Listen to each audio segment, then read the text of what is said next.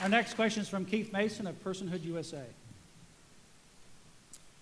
Speaker Gingrich, earlier this month, the Population Research Institute reported on a Massachusetts district court judge who ruled that a 32-year-old woman with various mental health issues could be coaxed, bribed, or even enticed by ruse to abort her child and then be sterilized.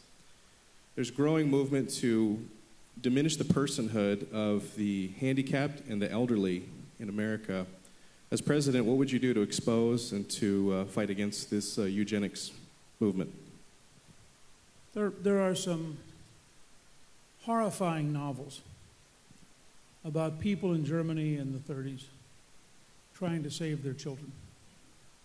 Because the eugenics movement led to, after all, this child has a problem, we're going to purify ourselves, and therefore you should turn your child in and kill them. And the novels are, I mean, they're just gut-wrenching about the desperate effort of mothers and fathers to save their children. The eugenics movement, and people forget that Planned Parenthood grew out of the eugenics movement, believed that somehow if you could prune the human race, you'd end up with a better genetic quality. Now, the greatest of all sins is hubris. It is the belief that you can become God. And this is an act of believing we can become God, that we are so wise that we know who's worthy of living and who isn't. We know who can contribute and who can't. And it's a fundamental violation of the essence of religion.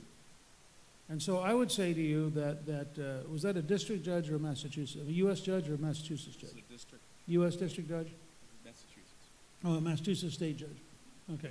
That's a problem that people in Massachusetts should handle. But I was just checking. I mean, look, it's a little bit like Christmas. I'm making a list. I'm checking it twice. You know, I know I want to go after Judge Barry in San Antonio, who issued the anti-religious bigoted ruling on June 1st. And I was just seeing whether this was a new federal judge I should add to my list.